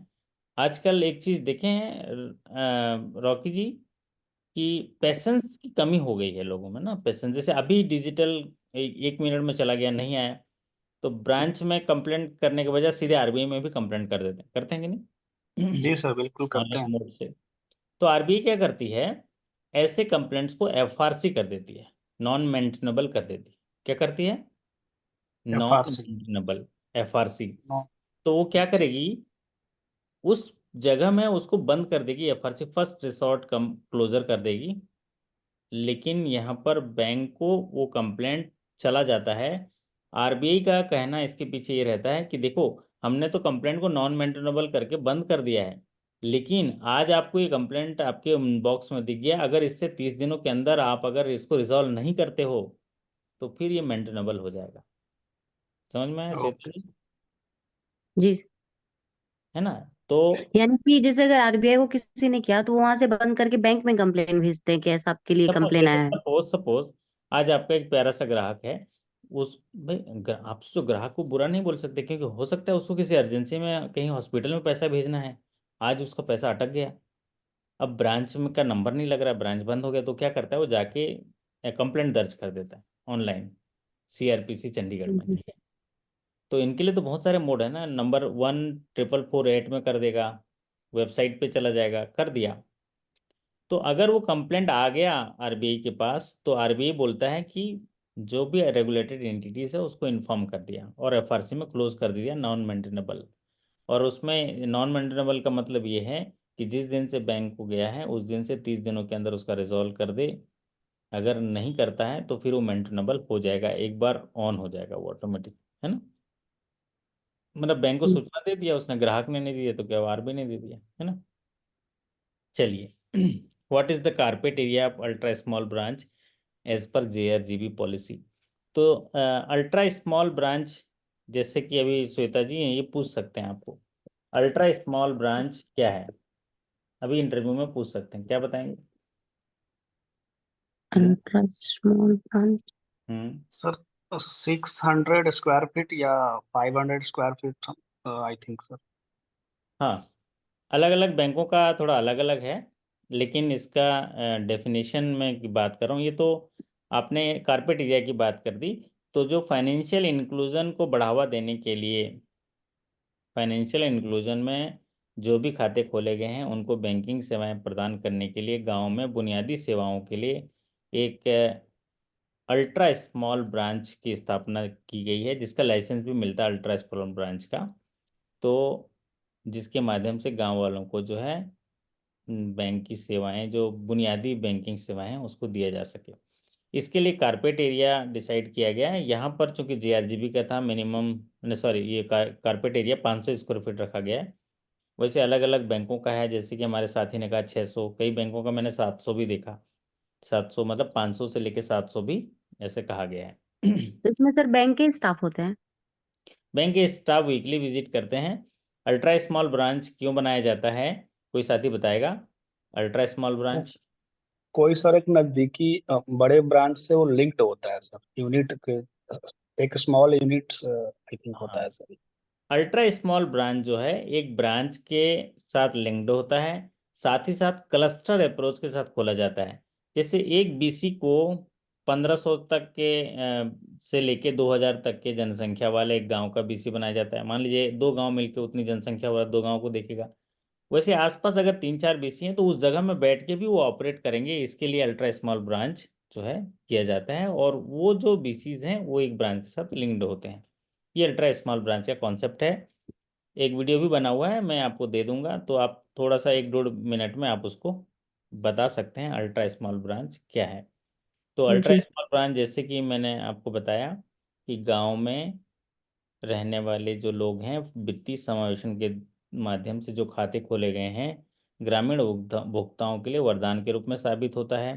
क्यों? क्योंकि गांव में ही उनको बुनियादी सेवाएं देने के लिए वहां पर बैंकिंग सेवाएं प्रदान की जाती हैं, बिजनेस कॉरेस्पॉन्डेंट के माध्यम से, या जो क्या बोलते हैं उसको, ग्राहक सेवा केंद्र के माध्यम से, या बैंक के अधिकारी भी वहां पर विजिट करके बैंकिंग सेवाएं उनको प्रदान करते हैं। तो ऐसा करके आप बोल सकते हैं। ये वित्तीय समावेशन से जुड़ा हुआ ये चीज़ है, क्योंकि हम खाते तो खोल दिए हैं लेकिन उनको सुविधाएं देना जरूरी है। चलिए अगला सवाल है, what is the provision coverage ratio of JRGB as on 31 March 2023। तो ये बिजनेस फिगर से जुड़ा हुआ है। प्रोविजन जो है किया जाता है ग्रॉस एनपीए पे। ग्रॉस एनपीए पे जो प्रोविजन कवरेज रेशियो होता है, इंडिकेटिव जो रेशियो होता है वो मिनिमम 70% होना चाहिए। कितना होना चाहिए? मिनिमम 70। 70%। उसका कहने का तात्पर्य यह है कि आपका जो ग्रॉस एनपीए है, ग्रॉस एनपीए मान लीजिए 100 रुपये है, तो उसका 70 रुपया प्रोवाइडेड होना चाहिए। अगर वो डूब भी जाए तो आप किसी भी तरह से वो दिक्कत नहीं होनी चाहिए। क्यों? क्योंकि आपके बैलेंस शीट की ट्रांसपेरेंसी को बढ़ाता है। आपके बैलेंस शीट को पब्लिक देखते हैं तो उनको भय का नहीं होना चाहिए कि ये बैंक कमज़ोर है। अगर इस बैंक का इतना एनपीए है तो उनका प्रोविज़न भी देखो, ये एनपीए का पैसा ये मान के चल रहे हैं कि वो नहीं देगा तब भी ये बैंक मजबूत है, तो उनका ट्रस्ट बढ़ता है और बैलेंस शीट आपका ठीक होता है। तो अगर इसमें बैंक की बात करें तो 75.89 है, जो अच्छा माना जाएगा। मिनिमम 70 है। वैसे तो कई कई बैंक 80, 85, 90 तक रहते हैं। कई कई बैंकों का 100% प्रोविजन भी होता है। जब 100% प्रोविजन होगा तो ग्रॉस एनपीए का 100% प्रोविजन यहाँ पर हो गया। जैसे कि एक त्रिपुरा ग्रामीण बैंक का मैंने बैलेंस शीट देखा था, तो उनका नेट एनपीए कितना होगा श्वेता जी? 0। 0। तो उनका नेट एनपीए 0। वैसे नेट एनपीए कितना होना चाहिए अच्छा माना जाएगा? 3% तो। 3% तक। और gross NPA gross NPA sir 10% तक। 10% तक, ठीक है। क्योंकि उसके बाद नहीं तो पीसी आ जाता है, प्रॉम्प्ट करेक्टिव एक्शन आ जाता है ना। तो वो भी जी वीडियो सर। एक बार देख लीजिएगा। हालांकि हायर लेवल के इंटरव्यू में पूछा जाएगा, क्लरिकल टू ऑफिसर में तो नहीं पूछा जाता है। चलिए अगला सवाल आपकी स्क्रीन पर, which charge is to be created on immovable property as security. अगर कोई मॉर्गेज। सिक्योरिटी इमूवेबल प्रॉपर्टी है तो कौन सा चार्ज क्रिएट होता है? चार्ज क्रिएशन तो इतना इंपॉर्टेंट हो गया है आज एग्जामिनेशन में, है आसान। और भी चार्जेस हैं लेकिन सबसे पॉपुलर सीरीज का चार्जेस होता है ये। इसका मतलब ये है कि मैनेजमेंट, आईबीपीएस और बैंकिंग इंडस्ट्री चाहती है कि इमूवेबल प्रॉपर्टी को ही सिक्योरिटी स्वीकार करो। मतलब जिसके पास भी, आप जिस जगह में पोस्टिंग हो ना श्वेता जी या रॉकी जी, आप क्या जी करो, ढूंढ ढूंढ के खोजो कि जिसका प्रॉपर्टी है ना, आजा भैया उसके घर में बैठ जाओ, तो आजा भैया मॉर्गेज कर ले। तुमको तो लोन दे के ही रहेंगे हैं। आज तो हम लोन देने के लिए ही आए हैं। समझ में आया तो बोलिए, है ना। इससे तो जी देखो जी इतने सर। सारे चॉकलेट रखा हूँ मैं, चॉकलेट हैं जो पास में रहते तो खिलाता सबको। हाँ और भी डब्बे हैं वैसे, लाल पीले नीले के। तो ये मैं बैंक के पास रखा रहता हूँ क्योंकि मैं ग्राहक सेवा देखता हूँ ना। तो ये क्यों रखा गया समझ गए रॉकी जी, क्यों ये सवाल पूछता है हर एग्जामिनेशन में? ताकि इमूवेबल प्रॉपर्टी वाले ही लोन करें हम लोग। हाँ, आपको लोन, इनको कोई भी मूवेबल प्रॉपर्टी है तो जिसने घर बना लिया और फ्री फ्रॉम, वो टाइटल डेट क्लियर है, इनकम्ब्रेंसेस से फ्री है, कोई भी मतलब उसमें लिटिगेशन नहीं है, तो ऐसे व्यक्ति को रोजगार दे दो, लोन दे दो और उसकी प्रॉपर्टी को चार्ज क्रिएट कर लो। वो चार्ज कौन सा क्रिएट होगा? मॉर्गेज, है ना, मॉर्गेज क्रिएट होगा। बाकी डिटेल में मॉर्गेज का मैं अभी वीडियो दूंगा। सर आप इंटरव्यू में भी क्वेश्चन आ सकते हैं ना मिल चार्जेस से। जाता है, पूछता है प्लेज हाइपोथिकेशन में क्या अंतर है, मॉर्गेज क्या होता है, इक्विटेबल मॉर्गेज के बारे में ज़्यादातर पूछता है, इक्विटेबल मॉर्गेज क्या है, कहाँ होता है ना, ये पूछता है। दरअसल इंटरव्यू एक कला कौशल है। आपके मुखारबिंद से जो बातें निकलेंगी वही बातें पूछी जाएंगी। आपसे पहला सवाल पूछे, श्वेता जी कैसा महसूस कर रहे हैं? आप बोले बहुत अच्छा महसूस कर रहा हूँ सर, मुझे बैंक में काम करने में अच्छा लगता है। अच्छा, तो बोले क्या काम करते हो? बोले कैश लेन देन करना है। कैश में क्या ही रखा है? क्या ही रखा है कैश में? तो आप बोलो कैश ही में तो सब रखा है सर, सबसे ज़्यादा ग्राहक तो मेरे पास आते हैं। अच्छा, तो उसका कैसे यूटिलाइज करते हो? बिजनेस बढ़ाती हूँ सर, उनसे बातें करती हूँ, क्योंकि किसान बोलता है कि मेरे को लोन चाहिए तो मैनेजर के पास जाके बिठा देती हूँ। ये सारी चीज़ें, जस्ट इंटरव्यू एक ट्रेंड है, वो पहले से प्रिस्क्राइब नहीं है आपके लिए। सवाल के साथ उसी घड़ी सिग्नल मिलेगा, ग्रीन सिग्नल देते जाओगे, वो गाड़ी आगे चलता जाएगा। जहाँ रेड सिग्नल दिए गाड़ी बंद, ऐसा टाइप का सिस्टम है। तो आप जो जो चीज़ बोलेंगे, हो सकता है आपके पहले सवाल में इम्प्रेस हो जाएं, तो बाकी टाइम बात करके चले जाएंगे, क्योंकि 4 5 6 मिनट का ही मौका आपको मिलता है। अगर सर 15 मिनट भी इंटरव्यू हुआ, उन लोग 4 लोग हैं, आप हो, तो बताओ कितना कितना मिनट मिलेगा? 3 3 4 4 मिनट। यहाँ तो इतना जी सर। बोलने का मौका मिल रहा है, वहाँ तो उतना भी नहीं मिलेगा, है ना? What is the audit frequency of well-controlled branch as per RAFIA audit policy of JRGB? Audit policy जो है आपके प्रमोशन एग्जाम के दृष्टिकोण से बहुत इंपॉर्टेंट है। इंटरनल ऑडिट, जो risk based internal audit policy होता है, जिसको RBIA ऑडिट कहते हैं, कई बैंकों में ये राफिया ऑडिट होता है, risk focused internal audit. Well control branch मतलब लो रिस्क की ब्रांच कही जाती है। लो रिस्क की ब्रांच का जो फ्रीक्वेंसी होता है वो 18 महीना 18 का मंथ। होता है ना। और एडवोकेट कंट्रोल में 12 महीना, 15 महीना, फिर कंट्रोल ब्रांच में 12 महीना, फिर ऐसे करते करते होता है। अभी मुझे याद नहीं है, तो आप ऐसा देख लीजिएगा। तो वेल कंट्रोल में 18 महीना मैक्सिमम आया था। अनिल जी बोल रहे हैं 15 से 18 महीना, हो सकता है वो उनके बैंक का होगा अनिल जी का। चलिए, तो ये 18 महीना यहाँ पर है। वाह, ये सवाल जो है पूछा देखो, what is the margin percentage of contribution of borrower for auto rickshaw loan of JRGB policy? तो इंटरनल स्कीम में से जब भी तैयारी करनी है आपको, तो 5 चीज़ें तैयारी करिए। कोई भी लोन स्कीम है उसके लिए 5 तरह के ही सवाल पूछे जाते हैं। पहला, एलिजिबिलिटी क्राइटेरिया। दूसरा, क्वांटम ऑफ फाइनेंस। तीसरा, मार्जिन मनी। चौथा, रिपेमेंट पीरियड। पांचवा, मोरेटोरियम, सॉरी रिपेमेंट और मोरेटोरियम एक में ले लो। और पांचवा है सिक्योरिटी। और आजकल प्रोसेसिंग चार्ज भी पूछ रहे हैं, कि क्योंकि वो फिर प्रॉफिट में एडिशन होता है, इसलिए प्रोसेसिंग चार्ज। तो ये ऑटो रिक्शा के लिए है। हमारे साथी 20% लिख रहे हैं अलग अलग बैंक का, तो यहाँ पर 15% है ऑटो रिक्शा के लिए। हो सकता है किसी दूसरे स्कीम में 20% भी हो, लेकिन आपने अपने पॉलिसी को रिफर करिए और मार्जिन याद कर लीजिए। मार्जिन के लिए 1 लाइनर एक फॉर्मेट बना लीजिए। जो 5 चीज़ें मैंने बताई, eligibility, quantum of finance, margin, और आपका रेट ऑफ इंटरेस्ट तो नहीं पूछता, रिपेमेंट पीरियड, मोरेटोरियम, और आता है आपका सिक्योरिटी और प्रोसेसिंग चार्ज, और कोई डेविएशन या कोई सैंक्शनिंग अथॉरिटी। तो यहाँ पर 15% पूछा गया, तो 15%। What is the maximum personal loan as per salary plus of JRGB? JRGB के सैलरी प्लस में मैक्सिमम पर्सनल लोन कितना दिया जाता है, ये बोला गया है।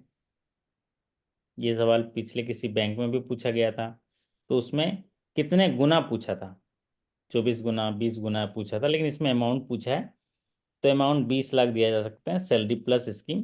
तो सैलरी प्लस स्कीम को पढ़ना पड़ेगा, क्या स्कीम है, मतलब ऐसा स्कीम जहाँ पर ग्राहकों का जो एम्प्लॉई हैं उनका सैलरी आपके बैंक खाते के माध्यम से आता होगा आपकी ब्रांच में, उनको जो है 20 लाख रुपए तक पर्सनल लोन जो है दे सकते हैं। ए NPA loan account after how many times will slip in doubtful 3 from doubtful 2 category? ये थोड़ा ट्विस्ट वाला क्वेश्चन पूछा, जरा बताइए क्या होगा श्वेता जी। जी एक सर। एक लोन अकाउंट का हाँ, सफरनामा बताइए। एक लोन अकाउंट कहाँ कहाँ कौन से घर जाता है मेहमान के रूप में? सर पहले तो ओवरड्यू होता है, हम्म। फिर 3 महीने के बाद डाउट मतलब उसमें चला आता है में एनपीए। ऐसे में नहीं होता, ऐसे में, जी। ऐसे में हाँ। होता है ना, ऐसे में। हाँ, ऐसे में 0 1 मंथ में ओवरड्यू हो जाता है। हम्म। पहले होता है रेगुलर, पहले होता है रेगुलर, फिर जी होता है सर। इरेगुलर, फिर रेगुलर के बाद फिर वो SMA जाता है। SMA इरेगुलर में तो जीरो। एसएमए 0 होता है ना, 1 मंथ एसएमए 0 में रहता है, फिर SMA 1, फिर SMA 2, 3 मंथ के बाद वो एन मतलब उसमें चला जाता है एनपीए में। 90 डेज सर बोले। इसका तो हाँ। आंसर सर 12 मंथ होगा। हम्म। इसका सर आंसर 12 मंथ होगा। नहीं, अभी सफरनामा देखिए, फिर उसमें मिलान करना। अभी ये ओके सर, ओके। हमारे श्वेता जी पहुंची हैं NPA तक। मतलब श्वेता जी अभी अभी बताई कि अगर आज 1 तारीख को किस्त ड्यू है, 1 तारीख को दे रहा है, तो उसको रेगुलर। अगर 1 तारीख को किस्त, 1 तारीख को किस्त नहीं दिया तो इरेगुलर। तो जैसे ही इरेगुलर होगा तो फिर ऐसे में जीरो में जाएगा पहले, ऐसे में जीरो में 30 दिन तक रहेगा। 30 जी दिन सर। ऐसे में जीरो में रहने के बाद 31वें दिन ऐसे में 1 में चला जाएगा। 1 31 से 60 दिन में ऐसे में 1 में रहेगा। 61 दिन जैसे ही आएगा तो ऐसे में 2 में चला जाएगा। इसमें 2 में चला जाएगा। 61 दिन से 90 दिन तक ऐसे में 2 में रहेगा। और जैसे 90 दिन से ऊपर हो गया, 91 दिन हो गया, तब वो नॉन परफॉर्मिंग एसेट में आ जाएगा। पहले क्या था, रेगुलर, और फिर उसके बाद इरेगुलर, फिर एसएमए में आया, फिर अब नॉन परफॉर्मिंग एसेट में आया। नॉन परफॉर्मिंग एसेट्स के जो है आपके 3 हिस्से हैं।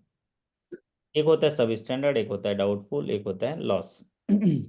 अब सबसे पहले जो एनपीए जाएगा नॉन परफॉर्मिंग में सब स्टैंडर्ड में। सब स्टैंडर्ड में कितना दिन रहेगा 1 क्या जी? एक साल, एक 1 साल ईयर तक सर। 12 मंथ एक सर, साल, 12 मंथ। 12 मंथ से 1 साल रहेगा, ठीक है।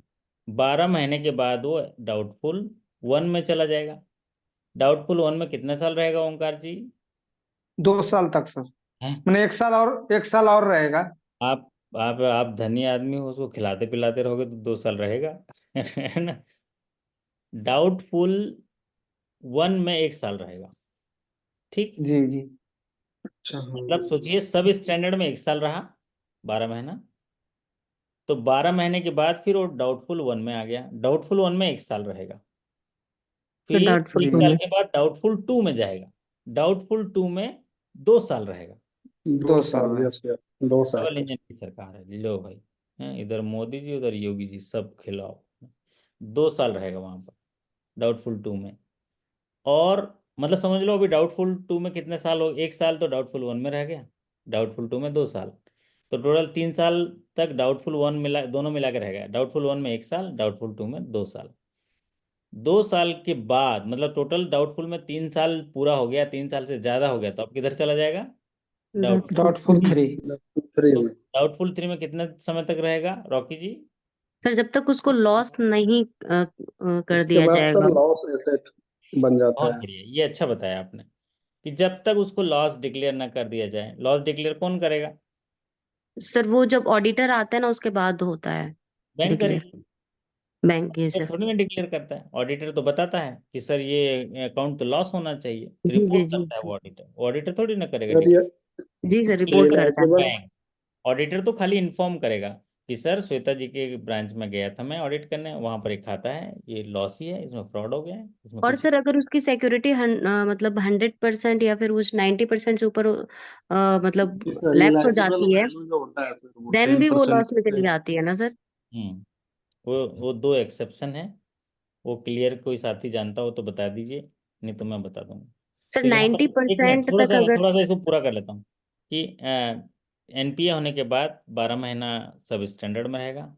सब स्टैंडर्ड में 12 महीना के बाद वो डाउटफुल 1 में 12 महीना रहेगा।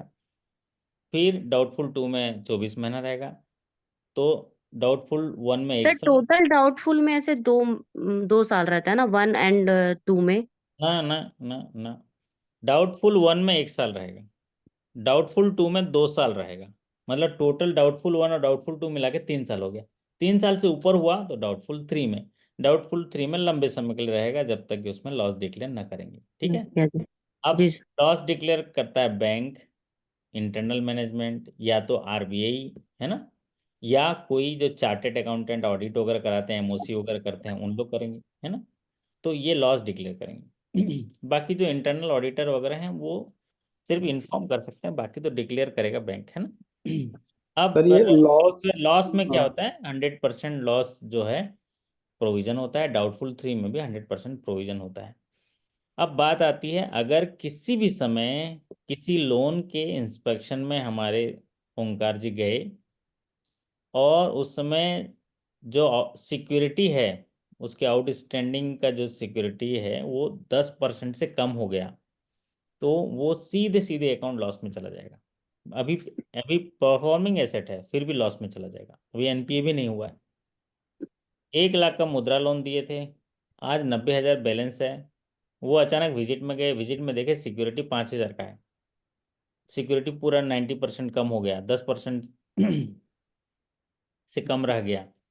तो जी वो सर, जी सर, वही मैं लॉस कहना में चाह चला रहा जाएगा। था सर। अभी वो 90%, 90,000 जो है बैलेंस है, लेकिन वो सीधे लॉस में चला जाएगा विदाउट वेटिंग एनी पीरियड। सब स्टैंडर्ड स्पिन सीधे रॉकेट की स्पीड से चला जाएगा लॉस तो में। सर अगर वो रेगुलर पेमेंट हो रहा है तो नहीं होगा ना सर? तब भी सर सिक्योरिटी। अगर वो रेगुलर ये पेमेंट देखिए, कर रहा मैं है बता तो? रहा हूँ, हमारे जितने भी लोन होते हैं ना, एसेट बैक लोन होते हैं। क्या होते हैं? एसेट बैक लोन होते हैं। सिक्योरिटी होता है, अनसिक्योर्ड नहीं होते हैं। हमारा सिक्योर्ड लोन होते हैं, जहां अनसिक्योर्ड आया लॉस हो गया। सिक्योर्ड होते हैं, ठीक है। जी सर। अनसिक्योर्ड सिर्फ पर्सनल लोन होता है जिसमें कोई सिक्योरिटी नहीं होती, और वो जी सर। होता है ना। बाकी जो होते हैं ना, इनमें एसेट होना चाहिए। क्योंकि आपने बताओ, पैसा दिए किसके लिए? वो दिए हो ना कि वो मशीन खरीदेगा करके। मशीन खरीदा, मशीन है ही नहीं, मतलब गया अनसिक्योर्ड हो गया। आपका फ्रॉड हो गया, उसमें 420 हो गया, लॉस हो गया। लॉस डिक्लेयर करना पड़ेगा, पॉलिसी क्लियर है। मेरे ख्याल से सबसे ज़्यादा मैं रिकवरी मैनेजमेंट का लोन पॉलिसी सभी बैंकों का पढ़ा चुका होंगे यहाँ पर सेशंस में, अलग अलग बैंकों का। आप सभी बैंकों का सुनेंगे ना तो ये जिक्र आता है। और सबकी पॉलिसी एक जैसी है। तो आप सोचो ओंकार जी, 5 लाख जी। का आप मुद्रा लोन दिए, काहे के लिए देते हो जी। बताओ? पैसा देते हो कि सामान देते हो? क्या काहे सर, के लिए? मुद्रा लोन? 5 लाख का मुद्रा लोन दिए, जी जी। बिजनेस करने के लिए दिए ना, जी कि मशीन खरीदेगा, मशीन में सर्विस सेंटर चलाएगा, उसमें सारे मशीन इक्विपमेंट्स खरीदेगा। अब वो जी। आप गए इंस्पेक्शन में, मशीन है ही नहीं, गायब हो गया, सब कुछ गायब हो गया, बैंक की जानकारी नहीं है, मतलब फ्रॉड कर दिया उसने, तो सिक्योरिटी है ही नहीं, तो इसलिए वो लॉस में। सिक्योरिटी है ही नहीं। जी, लॉस में हो दूसरा जाएगा जी। कंडीशन है, अगर आप इंस्पेक्शन करने गए और उस समय उसकी सिक्योरिटी 10% से ज़्यादा लेकिन 50% से कम है, तो तो आप वो डाउटफुल होगा। डाउटफुल हो जाएगा विदाउट वेटिंग एनी पीरियड। ठीक। जी। तो यहाँ जी। पर ये टाइम होगा, इसमें पूछा है देखो, डाउटफुल 2 कैटेगरी से डाउटफुल 3। तो डाउटफुल 2 में कितना समय रहेगा ये बोला गया है। तो दो डाउटफुल 2 साल में का। 24 महीना। लेकिन अगर ये सवाल ऐसा पूछा जाता कि कोई लोन जो है डाउटफुल में कितने समय के बाद डाउटफुल 3 में जाएगा, तो वो एबव 3 ईयर्स लिखेगा उसमें सही। यहाँ तो क्लियर कट नहीं। सवाल पूछा था कि डाउटफुल 3 में कितने समय रहने के बाद डाउटफुल 3 में स्लिप होगा। तो डाउटफुल 2 में 24 महीना रहने के बाद डाउटफुल 3 में स्लिप होगा। लेकिन अगर सवाल ऐसा पूछता है, जैसे कि अभी इसके पहले भी कई सवाल पूछ रहे थे उसके, कि डाउटफुल 3 में जो है कब, मतलब डाउटफुल 3 में कहलाएगा, तो more than 3 years in doubtful category then it will be classified as a doubtful 3। अगर डाउटफुल में कोई अकाउंट 3 साल से ज़्यादा रहता है, तब वो डाउटफुल 3 में जाएगा। ठीक। जी। मतलब डाउटफुल 1 में 1 साल रहेगा, डाउटफुल 2 में 2 साल रहेगा, टोटल 3 साल तो डाउटफुल 1 2 में रह गया। अब 3 साल से ऊपर हो गया तो डाउटफुल 3 में चला जाएगा। समझ में आया तो बोलिए हो। जी, यह हो। वाह, ये हुई ना बात, है ना। तो ये हमारे त्रिपुरा के थोड़ा प्यारे प्यारे भाई लोग हैं, छोटा सा सम्मान किए थे। वक्त बदलता इसलिए है ताकि इस भीड़ में हम अपनों को पहचान सकें। वक्त एक जैसा नहीं रहेगा। आज अच्छा कुछ और है, बुरा कुछ और है, कल कुछ और होगा, कल कुछ और होगा। बैंकिंग को देख लीजिए, कितना बदलाव हो गया। पहले लेजर था, अभी कंप्यूटर है, आने वाले दिनों में आर्टिफिशियल इंटेलिजेंस आएगा। जैसे कि आप डिजिटल बैंकिंग यूनिट देखे हैं, जहाँ पर कोई भी कर्मचारी नहीं होगा, सारे गैजेट होंगे। कस्टमर जाएगा, अपना खुद ब खुद पासबुक प्रिंट करेगा, खुद ब खुद लोन लेगा, सब चीज़ करेगा। वहाँ पर सिर्फ हमारे रॉकी जी होंगे, ओंकार जी होंगे। ओंकार जी बढ़िया एकदम टाई वाई जी। पहन के, नया सूट पहन के वहाँ खड़े रहेंगे। सर मैं आपकी क्या मदद करूँ? कॉफ़ी पिलाऊँ सर? कॉफ़ी पिलाऊँ, ये करूँ? जी। है यही काम करना, बाकी सब वो खुद आके करके चला जाएगा। बस उसको ना उसका ध्यान रखना है कि उसका सही चल रहा है कि नहीं, और एकदम सूटेड बूटेड बैठना है। तो चेंज आने वाला है बैंकों में अब तो। सर एआई टूल्स भी सीखना पड़ेगा लोगों को। हाँ, एआई टूल्स सीखना पड़ेगा। तो एआई टूल्स क्या करता है, वो इंटरेक्टिव जैसा काम करेगा। जैसे ऑलरेडी उसमें डाल दिए रहेंगे वो, क्योंकि मशीन लैंग्वेज को पढ़ता है, और उसके अंदर जितने सारी चीज़ें रखी गई हैं उससे रिलेटेड मैच करेगा, तो आपको बातें करेगा। जैसे एग्जांपल के लिए बता रहा हूँ, आजकल रिकवरी के लिए एआई टूल्स में कॉलिंग, वॉइस कॉल बनाए जाते हैं। जैसे कॉल आएगा तो आपको लगेगा कि कोई लड़की बोल रही है, लड़की नहीं बोल रही होती, मशीन बोल रहता है, मशीन बोलती रहती है। सर आपकी किस्त जो है 1 तारीख को ड्यू होने वाला है, क्या मैं जान सकती हूँ कि आप कब पटाओगे, पटाओगे कि नहीं पटाओगे? तो थोड़ा इंतजार करेंगे। हाँ मैं ज़रूर पटाऊंगा। हाँ तो वो बोलेगा धन्यवाद आपके स्वीकृति के लिए, आपके रिप्लाई के लिए। ऐसे करके पूरा बातें करती है, क्योंकि उसके पास ऑलरेडी इनपुट डाला हुआ है कि ऐसे ऐसे पूछेंगे तो ऐसे ऐसे बताना है। ये एआई टूल्स है, तो चमत्कार। चैटबॉट की तरह। बोट की तरह। तो यही जीवन है। और इस जीवन में हमको बस एक ही चीज़ हम कर सकते हैं कि सीख सकते हैं, और सीख के जितने समय हम लोग यहाँ पर हैं उतना जो है उनका लाभ ले सकते हैं, और अपने जीवन को जो है महान बना सकते हैं, सुंदर बना सकते हैं, और जिस उद्देश्य के लिए हमको इस धरती पर उतारा है उसको सार्थक कर सकते हैं। आए हैं तो जाना पड़ेगा, खुशी खुशी जाएं तब अच्छा रहेगा, है ना। सर अपने मेरा दुख मिटाने को तेरे चरणों का वंदन होगा, जिनकी प्रतिमा इतनी सुंदर, वो कितना कितना सुंदर सुंदर होगा। होगा। भव वाह, अच्छा गाना है सर। सागर उतरने को तेरे गीतों का संगम होगा, होगा। जिनकी प्रतिमा इतनी इतनी सुंदर, सुंदर, वो वो कितना कितना सुंदर सुंदर होगा, वो कितना सुंदर होगा। यस। होगा। हाँ जी। बहुत बढ़िया सर। श्वेता जी बताइए। वाह। हम्म। सर मेरी ना मतलब 19 फरवरी को इंटरव्यू है। हाँ पार्टी कब दे रहे हैं बताइए सफलता की। हम्म। सर बहुत जल्द, जैसे अप्रैल में आएगा रिजल्ट सर हम लोगों का। अच्छा अप्रैल में आएगा। हाँ 30 सर। फर्स्ट मार्च को बोल रहे थे। मार्च में। नहीं सर, वो कौन 15 अप्रैल के बाद आएगा, जो हम लोग का मार्च वाला इस साल का सीआर सबमिट हो जाएगा ना उसके बाद। तो इस बार हम लोग ना मई कौन वगैरह में मीटअप करेंगे यहाँ पर जी भोपाल में। जी। तो आप लोग आ जी जाएंगे सर।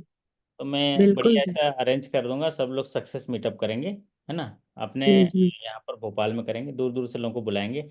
हमारे ओंकार जी को भी बुलाएंगे, है ना। जो भी जी आएंगे सर, दूर पक्का से आएंगे। आएंगे। तो ऐसा डिजाइन जी करेंगे ताकि 2 दिन की छुट्टी में आपका सफर पूरा हो जाएगा, है ना। जी जी आएंगे आएंगे हम्म। सर। तो सर संगीत के यूनियन साथ बैंक का भी एग्जाम है सर। यूनियन बैंक का एग्जाम है ना। तो जी आप। सर, 18 फरवरी को एग्जाम है सर, क्लर्क टू ऑफिसर। अच्छा ठीक है। अच्छा उसकी भी तैयारी करवा देंगे, है ना। वैसे कुछ कुछ पॉलिसीज अभी स्टार्ट किए हैं, देख लिया आपने। जी सर, देखा है। हम्म। और थोड़ा मैंने पहले वाला सारे देख लिया है। अभी कुछ अभी और सर एक बार कुछ कर दीजिएगा, अब प्रोक्योरमेंट इंटरनल पॉलिसी ऑडिट वगैरह। पॉलिसी वगैरह जी थोड़ा सर। मेरे को भेज दीजिएगा, मैं कर दूंगा, है ना। Okay sir. तो सर श्वेता जी हम ऐसा हमको है, भी कुछ। जी सर। ऐसा है कि जितना चीज आप जानते हैं ना उसी को थोड़ा सा तैयार होके जाइए, जी और जी। जो चीज जानते हैं उसको बोल पाते हैं थोड़ा प्रैक्टिस कर लीजिए। मतलब जी कैजुअल जी। वे में बोलना, और थोड़ा सुसज्जित करके बोलना। जैसे हम तैयार भी होते हैं तो कैसे तैयार होते हैं, ये मैचिंग नहीं होगा तो नहीं पहनते, आधा घंटा लगाते हैं। तो ठीक जी उसी सर। तरह शब्द भी हैं, वो मैचिंग होना चाहिए, सीक्वेंस में होना चाहिए, तभी अच्छे लगते हैं। और वो होगा सर एक रिक्वेस्ट है सर आपसे। हम्म। हम्म। सर यूबीआई में एक सिलेबस है सर, कमर्शियल लॉ। हम्म। तो सर जो कमर्शियल लॉ के अंडर में जो सर इंडियन कॉन्ट्रैक्ट एक्ट हो गए, हाइपोथिकेशन मॉर्टगेज वगैरह प्लेस एक्ट, ये Indian stamp act, registration act, limitation act, ये सब जो हाँ एक्ट्स होते हैं सर, इसके लिए एक अलग सब सब्जेक्ट मैं है सर। करता हूँ अलग कंपनी सब्जेक्ट। आप एक्ट। मुझे एक काम करिएगा जी कि सर। मुझे व्हाट्सएप में याद दिलाइएगा, मैं उसका ना आधा तो तैयार किया है, आधा तैयार कर कुछ एमसीक्यू पैटर्न में तैयार कर रहा हूँ, उसका एमसीक्यू जी पैटर्न। सर। तो आपको बहुत मदद होगी एमसीक्यू पैटर्न में, मतलब क्वेश्चन एक्सपेक्टेड भी रहेंगे और ज़्यादा हमको टाइम भी नहीं लगेगा। तो एमसीक्यू जी में सर, एक चीज सर, जैसे सीआईबी में जो सर लीगल का जो बुक है ना सर, उसमें जो मॉड्यूल डी है सर, वो मॉड्यूल डी पूरा है सर, वो समझी। पूरा है ना। हाँ तो हाँ, थोड़ा सा सर ब्रीफली अगर एमसीक्यू के माध्यम से हम लोग को अगर हो जाए तो सर अच्छा बेनिफिट हो जाएगा सर। करवा दूंगा करवा दूंगा। एक और साथी ने भी बोला है, करवा दूंगा। थोड़ा ज़्यादा यूनियन बैंक से ज़्यादा लोग जुड़े नहीं हैं, 4-5 लोग ही जुड़े हैं, फिर भी हम जी करेंगे। सर, मैं कोशिश करूंगा सर और लोगों को ऐड करने की सर। कोई बात नहीं, है ना। अच्छी बात है, आप सीखते रहिए, अच्छा लग रहा है। मैं आपने जो बात करी उस पर हम करवा दूंगा, आने वाले सेशन में इसी वीक में हो जाएगा सारे, है ना। और कुछ सर बेसिक अकाउंटिंग टर्म है सर, अकाउंटेंसी जो बेसिक चीजें होती हैं सर, वो चीज है बस, बाकी तो बैंकिंग तो है ही सर। थोड़ा बैंकिंग तो व्हाट्सएप में जरा आपसे पिंग कर आपने। दीजिएगा तो मैं उसको ओके क्लियर कर सर। दूँ।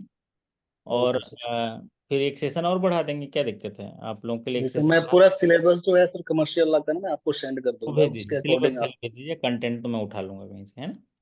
ओके सर, चलिए, ठीक है, तो मैं थैंक एक और सलाह दे देता हूँ इंटरव्यू के लिए। इंटरव्यू में आप जितनी सारी जानकारी जानते हैं जो पहले से आपके मन मस्तिष्क में है, उन्हीं को देख कर जाइए। और मौका मिलते ही आप इंटरव्यूअर के सामने ये बता दीजिए कि महोदय मेरे अंदर ये भरा है। जैसे आपसे बातों बातों में कैश मैनेजमेंट और आपके एसएचजी, अकाउंट ओपनिंग, ये सब जैसा जो बात कहेंगे उसी पे सवाल पूछे जाएंगे। उसके अलावा अगर कोई सवाल पूछा यू। गया तो आप क्षमा मांग सकते हैं कि सर जरूर पढ़ी हूँ सुनी हूँ सर, लेकिन मैं नहीं बता पाऊंगी, नहीं बता पाऊंगा। तो वो जो क्वेश्चन का जवाब आप इस तरह से बोलते हैं तो ना ही उसका नंबर गिना जाता है, ना ही उसको टोटल में लिया जाता है। तो उसका कोई फर्क नहीं पड़ता और नल एंड वाइड हो जाता है। तो जितना जानते हैं उतना बोलिए। और मैं आपको सर बायोडाटा भेजूंगी अपना तो। बायोडाटा भेजिए। आपको तो इंटरव्यू जी, में भाग लेना चाहिए, मॉक इंटरव्यू में। आप अभी अगला हम करेंगे तो आप भाग ले लीजिएगा, ठीक है। बिल्कुल बिल्कुल तो एक सर। बार ना, मतलब टेस्ट हो जाएगा ना, मॉक टेस्ट हो जाएगा कि मैं कितना बोल पाती हूँ, नहीं जी बोल सर, पाती। 19 से पहले करवा दीजिएगा सर एक बार। ओके, वैसे मुझे मतलब आप अच्छा बोल पाएंगे क्योंकि आप अच्छा बोलते हैं, क्योंकि साहस तो आपके अंदर है ना। जी सर, थैंक यू सर। कभी कभी डर लगता है कहीं ऐसा ना हो कि आप ही इंटरव्यू ना लेके आ जाए उनका, ऐसा लगता है कि आप ही नहीं सर, ऐसा तो नहीं है। मुझे इंटरव्यू से ही डर लगता है सर। हाँ, ऐसा कभी लगता कभी क्या है। होता है, मतलब जैसे कोई सामने से क्वेश्चन पूछ रहे हैं ना, तो मैं ये जो एग्जैक्ट मेरे टाइम से पे बात मतलब कर रहे हो समझ भी यही तो नहीं आ इंटरव्यू है, जो मेरे से बात कर पाता। रहे हैं।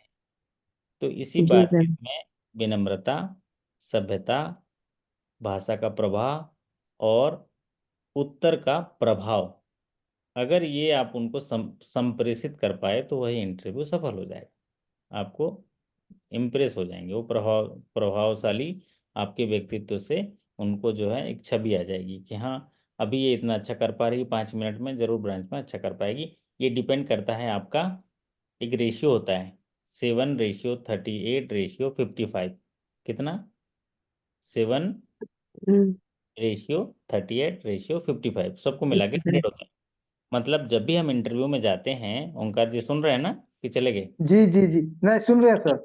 जब भी हम इंटरव्यू में जाते हैं तो ये रेशियो काम आता है, 7:38:55। ये एक जी लॉ है जिसमें बोलता है कि जी 55% आपका बॉडी लैंग्वेज, ये सब बॉडी लैंग्वेज, जैसे मैं यहाँ बैठा हूँ कैसा लग रहा हूँ आप लोग को? अच्छा लग रहा हूँ ना? बहुत स्मार्ट। अच्छा। जी सर। जी जी जी सर, बहुत स्मार्ट लग रहे हैं सर।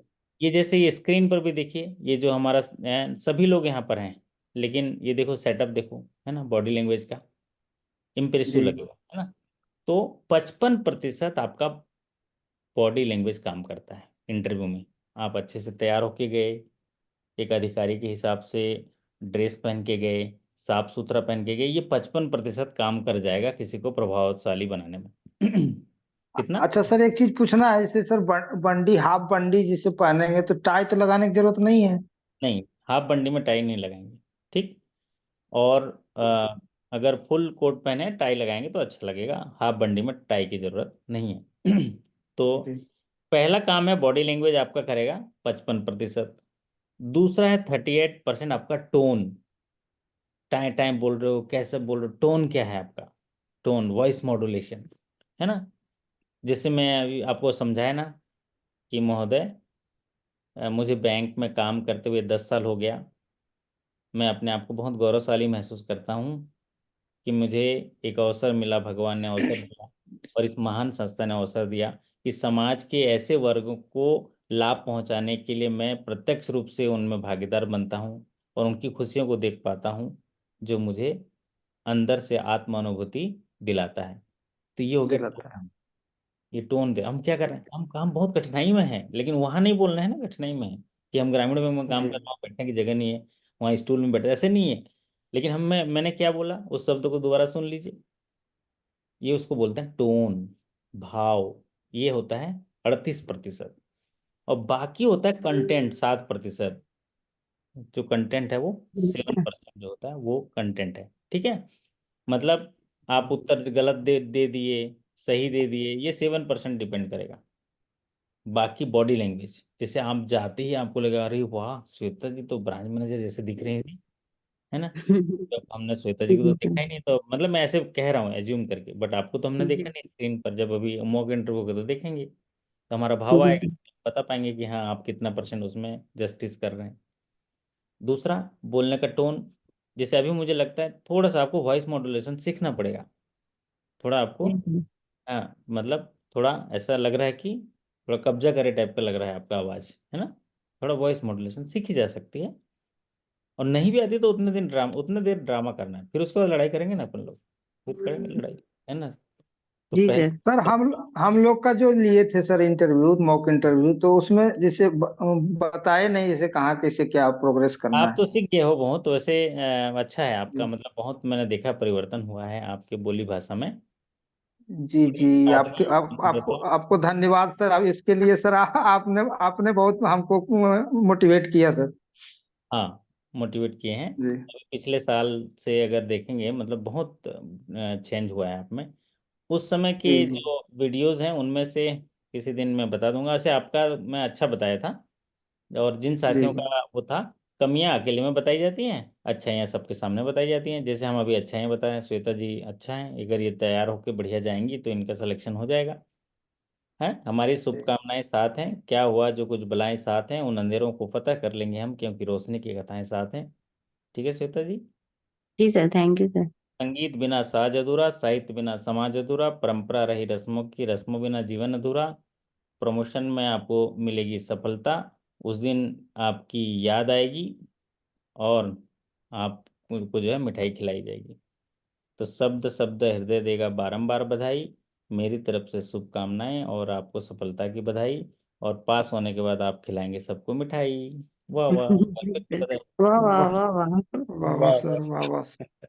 मतलब मेरा ये कहने का तात्पर्य इन शब्दों का यही है कि अभी से सफलता का भाव आपके पास होना चाहिए। होना चाहिए। अगर आपके मन में सफलता का भाव है, वो भी विनम्र भाव, ऐसा नहीं कि एरोगेंसी, कि हाँ नहीं मैं कुछ सफल हूँ, लेकिन आप कोई भी काम करते हैं तो जैसे बस में बैठते हैं तो यही सोच के बैठते हैं ना कि मैं पटना पहुंच ही जाऊंगा। ये थोड़ी ना जी जी बैठते हैं कि मैं नहीं पहुंच पाया तो रास्ते में एक्सीडेंट हो गया तो ये क्यों। तो ठीक उसी तरह हम सफलता के लिए जा रहे हैं, तो हमारा भाव ये है कि मेरा तो प्रमोशन हो ही गया है ना, मैं इसीलिए तो गाड़ी में बैठ रहा हूँ। तो ये होता है एश्योरेंस। क्या होता है? आपका एश्योरेंस। सस्टेनेबल एश्योरेंस होता है। तो यही एश्योरेंस है ये। तब हमारे जो यहाँ पर बहुत सारे ना लिक्विड पैदा होते हैं मस्तिष्क में, और ये हमारा जो तंत्र विद्या है ना, ये जो सोचता है वो कर लेता है, इसको बोलते हैं तंत्र विद्या। यहीं पर है सब, सब नस वस सारा ना यहीं पर है। कभी खोल के देखना जरा ओंकार जी, ऐसे ऐसे खोल जी के देखना इसको, सारा चीज यहीं पर है। तो यहाँ पर चल रहा है, मतलब फैक्ट्री, ये फैक्ट्री है। फैक्ट्री में बोलो कि जी मैनेजर बनना है मुझे, मैनेजर, तो ये सब बनाएगा, सारा यही है, जी मशीन यही है। तो हमारे मन में भाव चल रहा है सफलता का, तो हमें सफलता प्रोडक्ट के तौर पे मिलेगा, बशर्ते अनुशासन, नियम, विनम्रता, सद्भाव, और मेहनत, और धैर्य, ये सारी चीजें आपके स्टॉक हैं, उसको रखने होंगे। प्लेज रखने जी होंगे। जब तक सफलता नहीं मिलेगी आपको प्लेज रखना पड़ेगा। ठीक है, चलिए। जी तो रोज सीखना पड़ेगा, और रोज उसको जो है इस्तेमाल करना पड़ेगा। अगला हम रखें, कब रखेंगे मॉक इंटरव्यू? आज कौन सी तारीख है? 13। कल रात को रख लें मॉक इंटरव्यू। कल रख लीजिए हाँ सर। कल रख लेते हैं रात को, ठीक है। जी जी सर। जी ओके, तो कल कोशिश करेंगे, नहीं तो परसों रख लेते हैं। तो आज जी सेशन में इतना ही। वक्त जरूर बदलेगा, आपको पहचान भी मिलेगा, आपके चेहरे पर मुस्कान भी मिलेगा, और आपको सम्मान भी मिलेगा। इसी आशा और विश्वास के साथ आज मैं आपसे विदा लेता हूँ। फिर कल मुलाकात करेंगे नए सेशन में, तब तक के लिए नमस्कार, thank you so much, good night. Good नमस्कार night sir, good sir. Good night night sir. Sir.